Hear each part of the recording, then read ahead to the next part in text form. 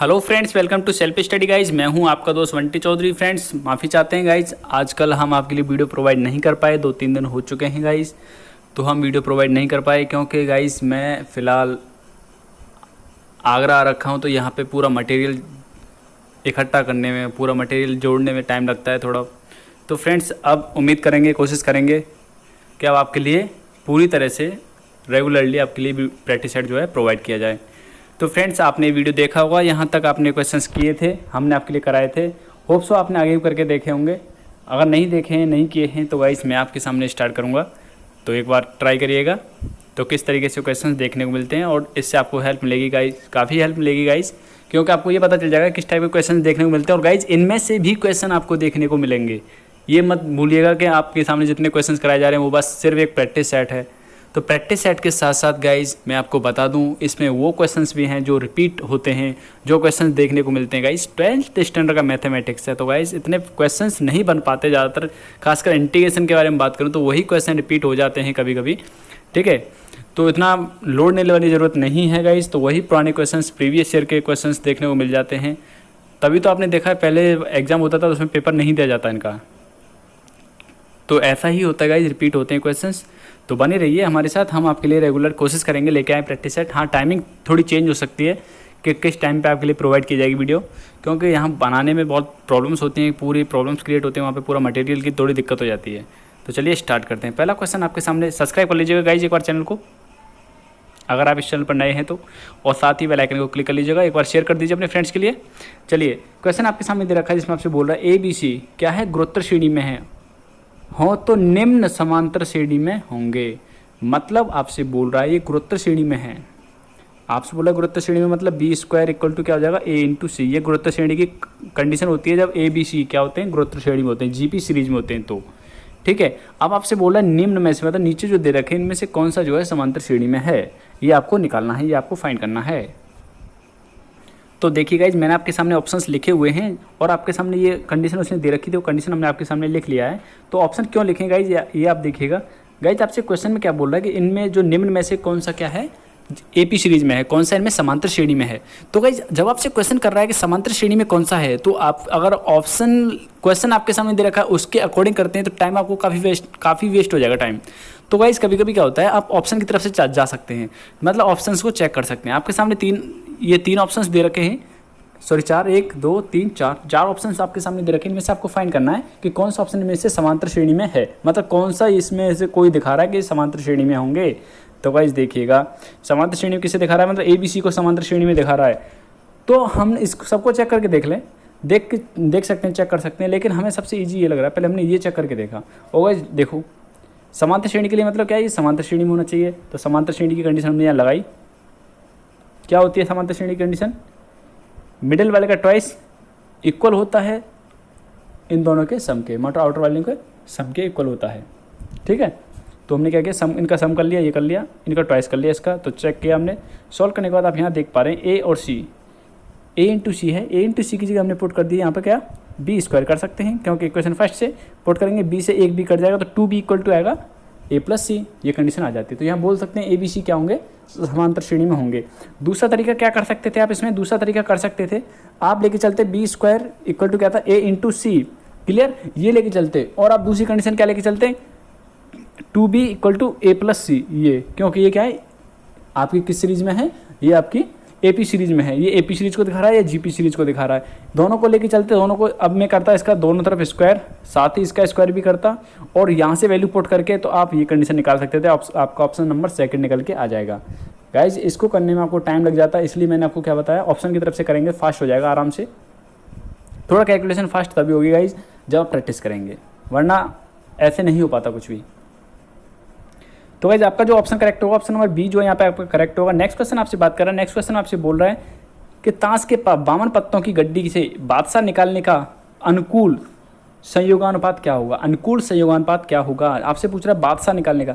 आप सिंपली ये समझो, बादशाह कितने होते हैं, 4 होते हैं। अगर आपसे प्रोबेबिलिटी पूछता तो क्या करते, 4 ये कर देते और ऐसे सॉल्व कर देते, आपका आंसर ये निकल के आ जाता। लेकिन उसने क्या पूछा, जब भी आपसे बोलते संयोगानुपात, ठीक है, मतलब 4 तो क्या है, बादशाह होते हैं, और 4 माइनस कर देंगे 52 में से कितना बचेगा, 48। अब इसे देखो कटता है क्या किसी से, 4 से काट के देखो, 4 से, हाँ 4 बन जाए 4, इसे 4 से काटेंगे तो क्या निकलेगा, यहाँ से देखो 12। तो आपका ऑप्शन नंबर फर्स्ट आपका यहाँ पे करेक्ट होगा। तो इसके अकॉर्डिंग चलेंगे, जब आपसे संयोगानुपात पूछेगा तो इसी तरीके से फाइंड करेंगे। क्लियर, सेम ऐसे ही आपको करना है जब आपसे पूछा जाए। यहाँ पर अगर आपसे बोल देता है कि लाल पत्ता निकालना है, उनका संयोगानुपात बताइए, तो लाल पत्ते कितने होते हैं, टोटल 26 होते हैं। ठीक है, और क्या पूछा, अनुकूल संयोगानुपात, तो गाइज 52 में से 26 माइनस करेंगे क्या बनेगा, 26 ही तो बचेगा। अब दोनों काटेंगे तो क्या आएगा, 1:1 आ जाएगा। क्लियर, अगर ऐसे निकालेंगे तो। अगर आपसे बोल देता है उसमें हुक्म का पत्ता, कोई भी हुक्म का पत्ता है, तो हुक्म के पत्ते कितने होते हैं, टोटल 13। और आपसे पूछा इसका संयोगानुपात, मतलब अनुकूल संयोगानुपात क्या होगा, तो 13 को माइनस करेंगे 52 में से क्या बचता है आपका, इतना बचेगा। जब इसे काटेंगे 13 बन जाए 13, और 13 से डिवाइड करेंगे तो 3, तो 1:3 आ जाएगा। क्लियर, उम्मीद करता हूँ ये आपको क्लियर हो गया होगा। इसी तरीके से निकालेंगे संयोगानुपात, क्या निकालेंगे, संयोगानुपात। लेकिन आपसे पूछा होता है बादशाह निकालने की प्रोबेबिलिटी क्या है, तो 4 अपॉन टोटल कंडीशन क्या है, इतनी, तो काटेंगे क्या, 1/13 आता जब प्रोबेबिलिटी आपसे पूछता, मतलब प्रायिकता पूछता। तो नेक्स्ट क्वेश्चन आपसे बात कर रहा है, नेक्स्ट क्वेश्चन में आपसे बोल रहा है a + b + c = क्या है, 180। तो आपसे पूछ रहा है, ये दे रखा है cot b into cot c plus cot c into cot a plus cot a into cot b। आपसे पूछ रहा है ये 180 के ऊपर दे रखा है, इसकी वैल्यू क्या आएगी, इसका आंसर क्या निकल के आएगा। देखिएगा कैसे करेंगे। तो देखिएगा इस आपके सामने क्वेश्चन को हमने लिख लेते हैं कैसे। सबसे पहले हमने ये कंडीशन आपके सामने लिया, हमने क्या किया, सी को इधर कर दिया, तो ये आ जाता है, क्या हो जाएगा, ये कंडीशन आएगी, नहीं आएगी यहाँ से। अगर हम यहाँ से निकालते हैं तो निकाल सकते हैं ये वाली कंडीशन। जब ये कंडीशन निकाल ली हमने, ये निकाल लिया यहाँ पर, तो हमने क्या किया, बोथ साइड, दोनों साइड हमने क्या कर लिया, कॉट अप्लाई कर दिया, कॉट इधर कर दिया, कॉट ही इधर कर दिया है। तो कॉट इधर कर दिया अप्लाई, कॉट इधर अप्लाई कर दिया। अब देखो इसका तो फॉर्मूले से कर सकते हैं, ये फॉर्मूला होता है, इस फॉर्मूले से ब्रेक कर दिया है यहाँ, इतना तो आप जानते हैं। फॉर्मूले से ब्रेक करने के बाद आप देख सकते हैं ये क्या बनेगा, आप जानते हैं कौन से क्वाड्रेंट की बात कर रहा है, ये होता है 90 यहाँ तक, और ये होता है आपका 180, और 180 में से माइनस हो रहा है, तो क्या हो रहा है, 180 में से माइनस हो रहा था, मतलब सेकंड क्वाड्रेंट के बारे में बात कर रहा है। तो कॉट क्या है, कॉट सेकंड क्वाड्रेंट में क्या होता है, नेगेटिव में होता है। सेकंड क्वाड्रेंट की बात कर रहा, सेकंड क्वाड्रेंट में क्या होता है, कॉट नेगेटिव होता है। इसमें पॉजिटिव क्या क्या होते हैं सेकंड क्वाड्रेंट में, सेकंड क्वाड्रेंट में पॉजिटिव होते हैं ओनली साइन, और साइन का उल्टा क्या होता है, कॉसेक। कॉसेक ये दोनों पॉजिटिव होते हैं, बाकी के जितने भी आते हैं इसमें सब नेगेटिव होते हैं। लेकिन हाँ, एक और कंडीशन अप्लाई होती है, क्या होती है, अगर आप 90 प्लस करते हैं या फिर माइनस करते हैं, तब आपका साइन किस में जाता है, कॉस में जाता है। साइन की जगह क्या हो जाएगा, कॉस हो जाएगा, और टेन की जगह कॉट हो जाएगा, और सेक की जगह कॉसेक हो जाएगा। कब होगा, जब 90 की बात कर रहा हो, या फिर बात कर रहा हो आपसे 270। तो 270 कहाँ आता है, इसके अपोजिट में यहाँ पर, या 270 की बात कर रहा हो, या प्लस हो रहा हो भले ही या माइनस हो रहा हो। इस चीज़ पे क्या डिपेंड करता है, इस पर थीटा चेंज करता है, थीटा चेंज होता है। ठीक है, इस पे क्या होता है, जैसे आप अगर यहाँ दे रखा है कॉस दे रखा तो साइन में चला जाएगा, साइन दे रखा तो कॉस में हो जाएगा, टेन होता है तो कॉट में हो जाएगा, कॉट होगा तो टेन हो जाएगा। सिंपली आप ये समझिए, ये दे रखा है कॉट 90 प्लस थीटा, तो क्या होता है, ये होता है टेन थीटा। क्लियर। अब ये नेगेटिव होगा पॉजिटिव होगा, ये डिपेंड करता है आपका इस क्वाड्रेंट की वजह से। इसमें याद रखिएगा साइन और कॉसेक क्या होते हैं, पॉजिटिव होते हैं, इसमें कॉट और टेन पॉजिटिव होते हैं, और इसमें सेक और कॉस पॉजिटिव होते हैं, और यहाँ पर ऑल सभी पॉजिटिव होते हैं। अब देखो मैंने क्या लिखा है, कॉट 90 प्लस थीटा, तो 90 यहाँ हो जाता है, प्लस थीटा मतलब इस क्वाड्रेंट की बात हो रही है, मतलब सेकंड क्वाड्रेंट की। और सेकंड क्वाड्रेंट में अब मैंने आपको क्या बताया, कॉट दे रखा है और 90 दे रखा है, तो कॉट किस में जाता है, 10 में। अब चिन्ह नेगेटिव आएगा, इसके सामने पॉजिटिव आएगा, ये डिपेंड करता है कि कौन से क्वाड्रेंट में रहा है। कौन से क्वाड्रेंट की बात हो रही है, ये क्वाड्रेंट की बात हो रही है। कौन से क्वाड्रेंट की, ये हो रही है सेकंड क्वाड्रेंट की। और सेकंड क्वाड्रेंट में साइन और कॉसेक के अलावा सभी क्या होते हैं, नेगेटिव, तो आएगा नेगेटिव। क्लियर। अगर यहीं में प्लस, इस प्लस की जगह यहीं पर मैं आपके सामने बोल देता हूँ यहाँ माइनस है, तो कॉसेक कौन से क्वाड्रेंट की, 90 तो यहाँ होता है, और 90 में से माइनस करेगा तो इस क्वाड्रेंट में आएगा, फर्स्ट क्वाड्रेंट में। और फर्स्ट क्वाड्रेंट में क्या होता है, सभी पॉजिटिव होते हैं। ठीक है, तो जाहिर सी बात है 90 दे रखा है, 90 होता तो क्या होगा, कॉट की जगह 10 होगा। लेकिन अब प्लस और माइनस किस पे डिपेंड करता है, क्वाड्रेंट के ऊपर।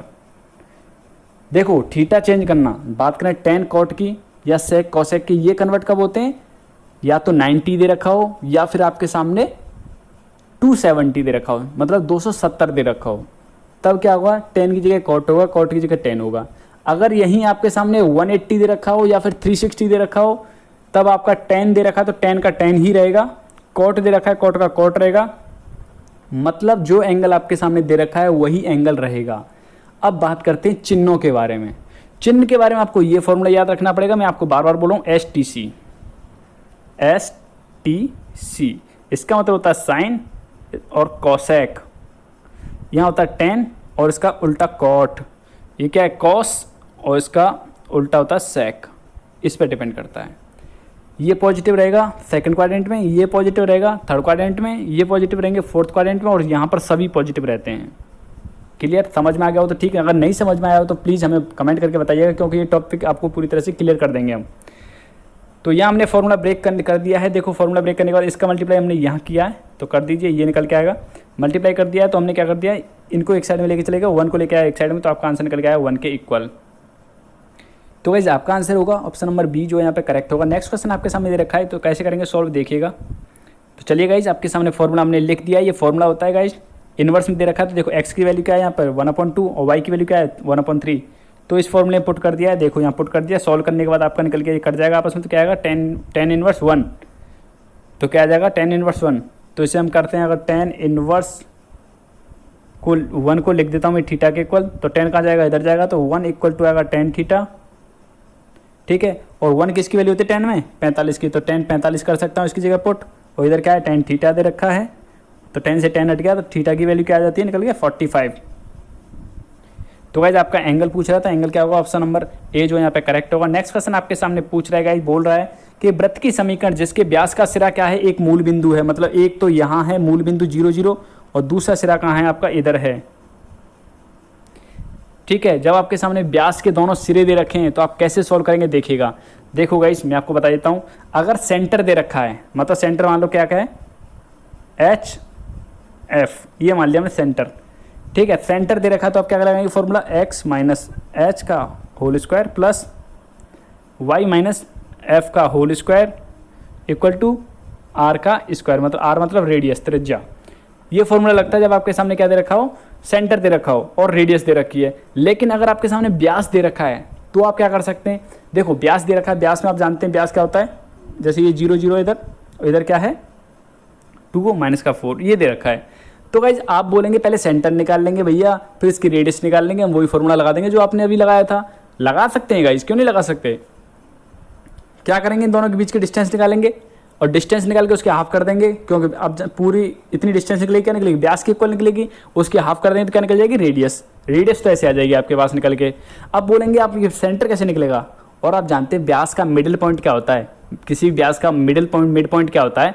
बात करें मिडिल मतलब मिड वाले उसके पॉइंट के बारे में बात करें तो क्या होता है, वो एक तरह से उसका सेंटर होता है, किसका, वृत्त का। तो देखो सेंटर निकालने के लिए, मतलब मध्य बिंदु निकालने के लिए कौन सा फॉर्मूला लगाते हैं, x1 + x2, तो 2/1, सॉरी 2/2 करेंगे तो कटने के बाद 1 निकलेगा, तो यहाँ तो निकला एक 1 निकला, दूसरा 0 प्लस ये करूँगा तो क्या आएगा -4/2 आएगा, डिवाइड करूँगा तो क्या निकलेगा -2, तो इसका सेंटर आ जाता है ये निकल के। फिर डायरेक्टली वो फॉर्मूला लगा दो जैसा कि आपके सामने अभी लगा के बताया था। लेकिन अगर आपको फॉर्मूला नहीं बनाना, ये वाला नहीं लगाना है, तो आप दूसरा फॉर्मूला जान लीजिए। एक होता है x - x1 का होल स्क्वायर, होल स्क्वायर नहीं होता, एक सेकेंड, हाँ, x - x2 का होल स्क्वायर नहीं होता, बार बार गलती से बोल रहा हूँ गाइस, सॉरी, माफ़ी चाहते हैं, plus y - y1 into y - y2 equal to 0।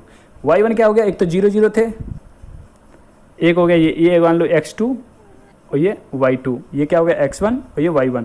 तो बस पुट कर दीजिए, आपको सॉल्व कर लीजिए, सॉल्व करके आंसर निकल के आ जाएगा।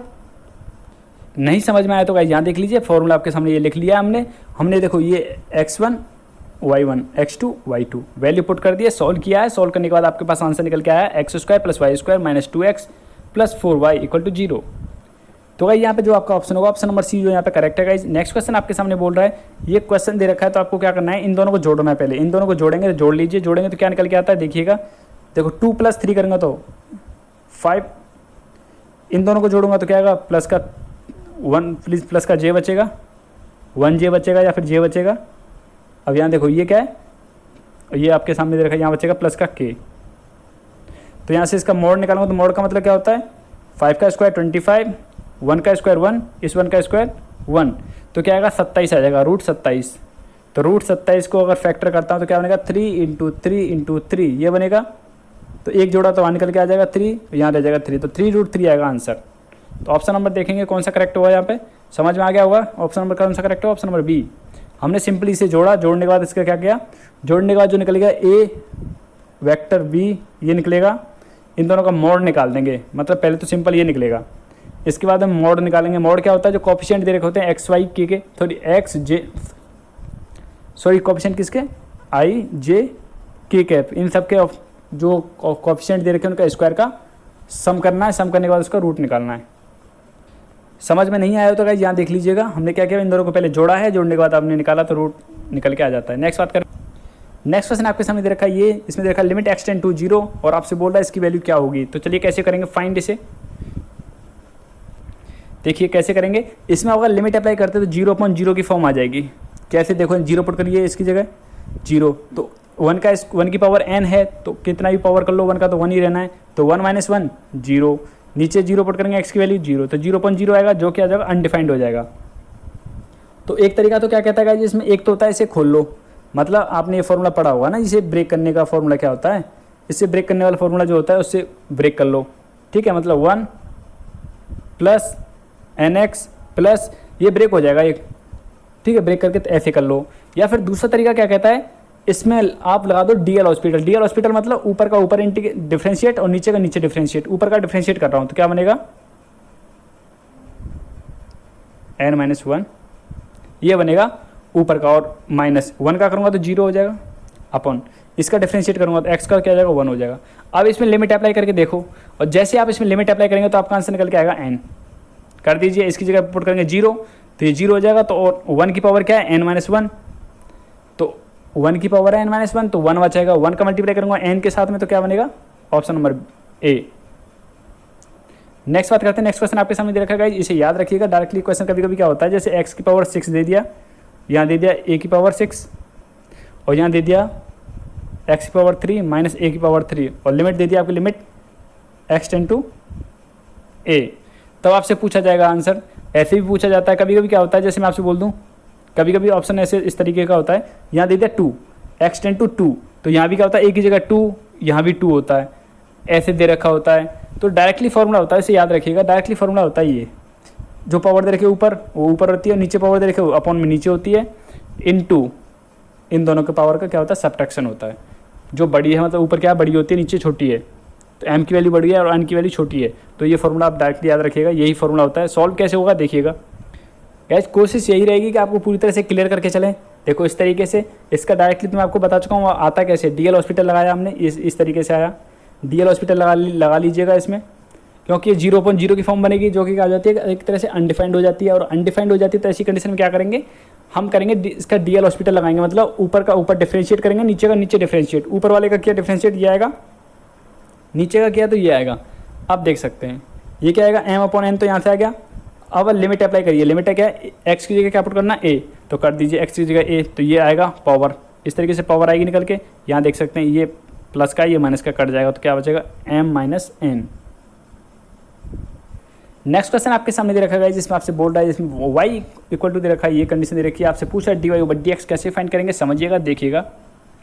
यहाँ देख सकते हैं गाइस, क्वेश्चन आपके सामने लिख लिया है हमने, तो क्वेश्चन आपके सामने लिखा हुआ, हमने क्या किया कॉस कॉमन ले लिया, कॉस कॉमन ले लेंगे तो यहाँ क्या बचेगा साइन अपॉन कॉस आएगा, sign x upon cos x, यहाँ क्या होगा ये होगा 1 minus sine x upon cos x. जब आप ऊपर से क्या ले लेते हैं कॉस कॉमन ले लेते हैं, तो नीचे से भी कॉस कॉमन लेंगे तो क्या बचेगा 1 plus sine x upon cos x, यही तो बचेगा, कॉस से कॉस कट गया, तो देखो कॉस से कॉस कट गया, ये एक्स है गाइस, एक्स नहीं लिखना भूल गए, इसके साथ में एक्स कॉमन इसके साथ में है, ठीक है, इतना तो आप समझ सकते हैं। यहाँ पे हमने आपके सामने इतना एक्सप्लेन कर रखा है, तो कॉस से कॉस कट जाएगा, ये बचेगा आपके सामने ये, तो 1 की जगह हमने क्या पुट कर दिया tan 45, अब tan 45 पुट कर लिया यहाँ पे ऊपर, और यहाँ पे साथ में क्या कर लिया इसके साथ मल्टीप्लाई, क्यों किया, क्योंकि एक फॉर्मूला बन जाएगा, और अब क्या करेंगे ये 10 से 10 हट जाएगा, ये बचा।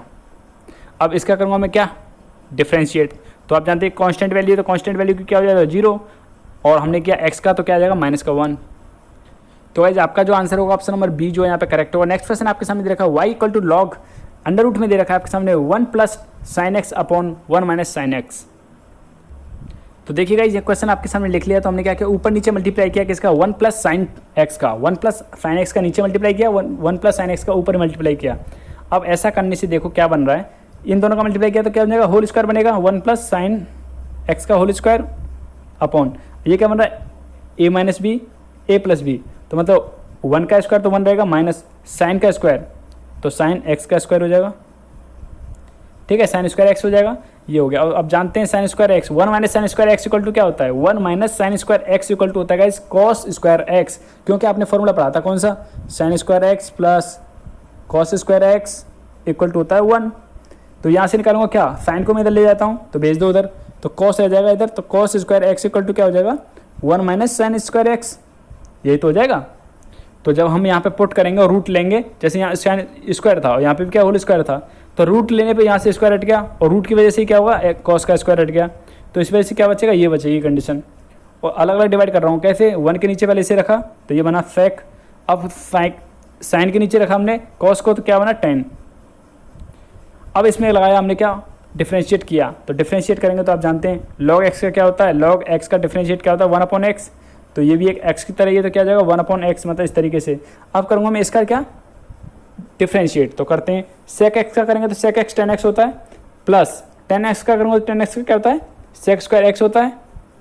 यहाँ से कॉमन क्या आ रहा है, sec x आ रहा है कॉमन, ऊपर से कॉमन ले लिया, आप देख सकते हैं ये आपस में कट जाएगा, तो कट जाएगा तो क्या बचा, sec x आपका आंसर आएगा। तो गाइस आपका जो आंसर होगा sec x होगा, ऑप्शन नंबर सी जो यहाँ पे करेक्ट होगा। नेक्स्ट क्वेश्चन आपसे पूछ रहा है इसका उच्चिष्ट मान क्या होगा।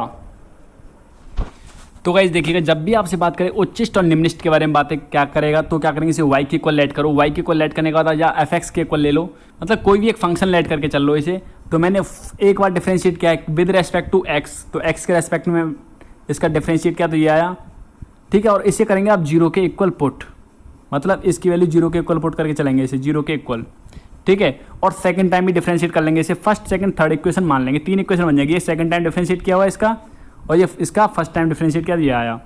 अब क्या करेंगे, फ्रॉम इक्वेशन फर्स्ट, अब sorry from equation second equation को लेकर चलेंगे हम, क्या करेंगे y डैश इक्वल टू 0 लेके चलेंगे, तो इंप्लाइज करेगा क्या, 3x square minus 4x plus 1 equal to 0।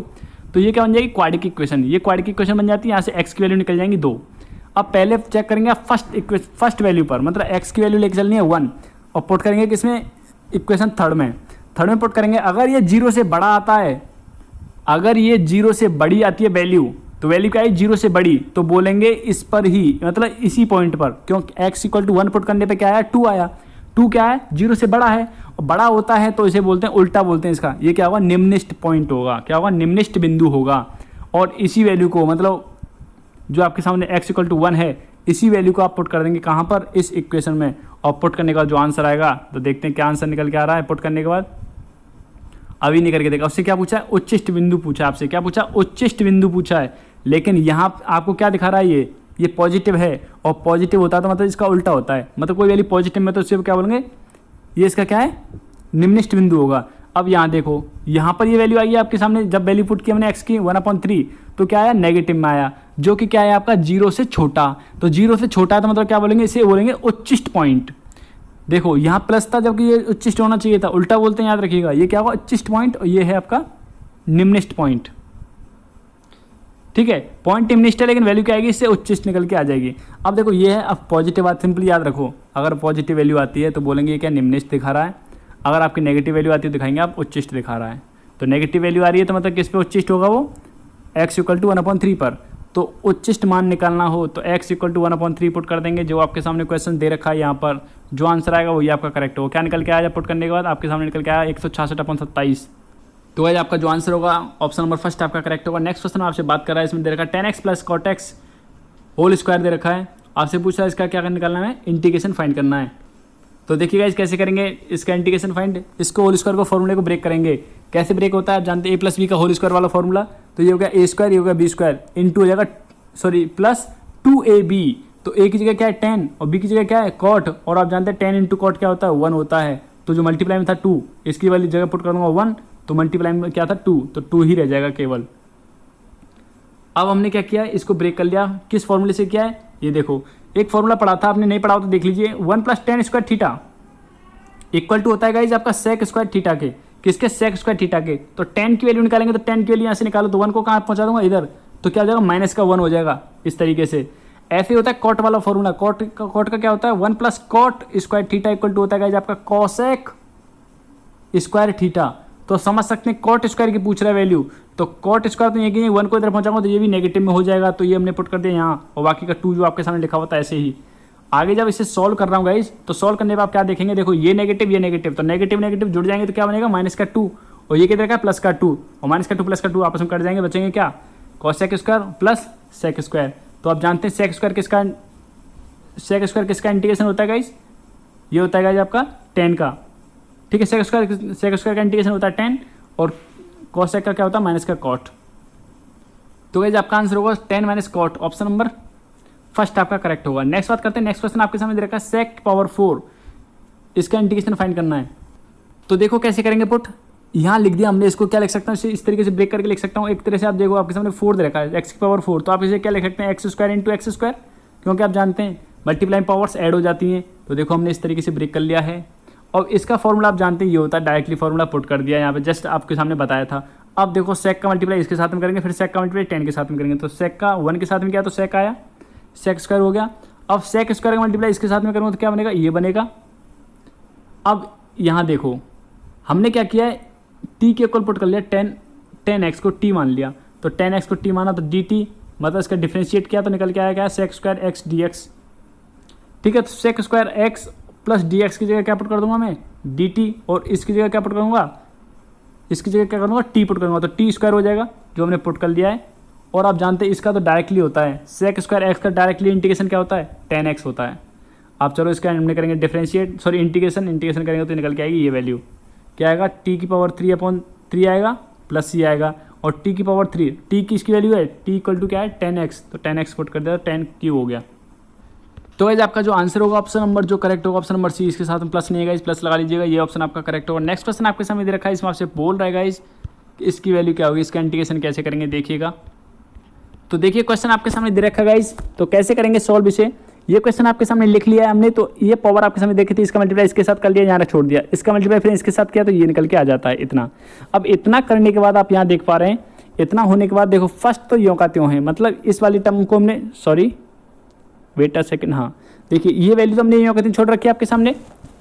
अब हमने किया क्या है, यहाँ पे आपको देखना होगा किया क्या है, ये आपके सामने दे रखा है, ये आपके सामने यों का त्यों लिखा हुआ, अभी तो क्वेश्चन यों का त्यों लिखा हुआ दोनों टाइम। अब करना कहाँ से, हमें यहाँ से करना है। तो देखो फर्स्ट वाले को हमने इंटीग्रेशन किया तो ये निकल के इस तरीके से पुट कर दिया। इसमें लगा रहा हूँ पहले वाले को गाइस, पहले वाले में मैंने क्या लगाया, आइलेट लगाया है पहले वाले में। तो पहले वाले में आइलेट लगाया है, तो देखो ये मान रखा है फर्स्ट, इसे मान रखा है सेकंड, तो फर्स्ट यों का त्यों मतलब साइन एक्स का साइन एक्स यों का त्यों, ठीक है। अब करूँगा सेकंड का इंटीग्रेशन, तो ई की पावर एक्स का इंटीग्रेशन ई की पावर एक्स होता है माइनस, अब क्या करूँगा फर्स्ट का डिफ्रेंशिएट, तो साइन एक्स का डिफ्रेंशिएट क्या होता है, कॉस एक्स होता है, और ई की पावर एक्स का इंटीग्रेशन तो क्या होगा, ई की पावर एक्स ही रहेगा, बाकी का आपके सामने डी एक्स। तो देख सकते हैं ये नेगेटिव में आएगा, मतलब ये नेगेटिव में है, ये पॉजिटिव में है। लिमिट आप लगा लीजिएगा, लिमिट दोनों पे ये की जैसी है, तो ये आपस में कट जाएगा, तो क्या निकलेगा आपका आंसर, इसमें पुट कर दीजिए, लिमिट अप्लाई करेंगे तो लिमिट अप्लाई करने के बाद आपके पास आंसर निकलेगा ई की पावर π/2। तो यहाँ पे देख सकते हैं आपका ऑप्शन जो करेक्ट होगा ई की पावर π/2, ऑप्शन नंबर बी जो यहाँ पे करेक्ट होगा। नेक्स्ट क्वेश्चन आपके सामने दे रखा है ये, और आपसे बोल रहा है इसको हल करना है, इसको सॉल्व करना है। तो इसे आप कर सकते हैं कैसे, y को मैं पहुँचा दूँ यहाँ पर और x को ले आऊँ यहाँ पर। तो देखो इस कंडीशन को मैं क्या लिख सकता हूँ, इसे मैं लिख सकता हूँ dy, अब मैं dx का मल्टीप्लाई यहाँ कर देता हूँ y dx, ऐसे हो सकता है। अब मैं y को लेके आऊँगा इसके नीचे और x को ले जाऊँगा इसके नीचे, तो देखो क्या बनेगी कंडीशन, इसकी कंडीशन बन जाएगी गाइस dy, और यहाँ बनेगा इस तरीके से, और यहाँ हो जाएगा 1/x dx।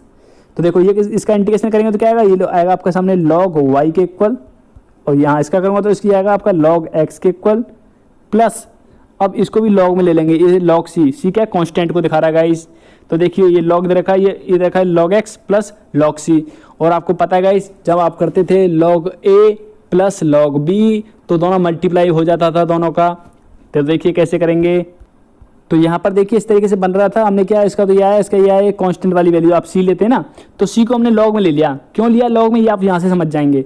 अब देखो दोनों का जब प्लस होता है, मतलब जैसे log a मान लो, जैसे log b, तो प्लस का साइन होता है बीच में, तो क्या होता है, ये हो जाता है log a into b. Clear. अगर नेगेटिव का साइन होता है बीच में तो क्या हो जाता है, log a अपॉन बी।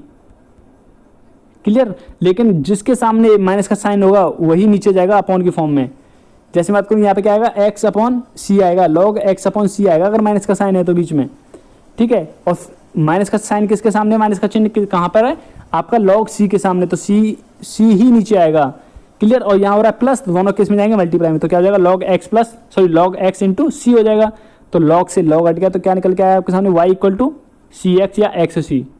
तो आप यहाँ पे देख पा रहे हैं आपका ऑप्शन जो करेक्ट होगा, ऑप्शन नंबर फर्स्ट आपका करेक्ट होगा। तो उम्मीद करते हैं इतना वीडियो जो आपको डाला है, आपके सामने क्वेश्चंस कराए हैं, आपको पसंद आए होंगे। अगर आपको पसंद आए तो गाइस दिल से लाइक करिएगा और अपने फ्रेंड्स के लिए शेयर जरूर कर दीजिएगा एक बार। और आप इस चैनल पर अगर नए आए हैं तो प्लीज़ चैनल को सब्सक्राइब कर लीजिएगा गाइस, ज़्यादा से ज़्यादा लाइक करिए और अपने फ्रेंड्स के लिए शेयर करिए। तो मिलते हैं आपसे नेक्स्ट वीडियो में, भी लेते हैं सुविधा। Thank you friends, thank you so much. जय हिंद, जय भारत। चिंता मत करिएगा, मैं आपके सामने पूरा कोशिश करूँगा, पूरी तरह से आपका एग्जाम होने से पहले सारा सिलेबस खत्म करा दूंगा।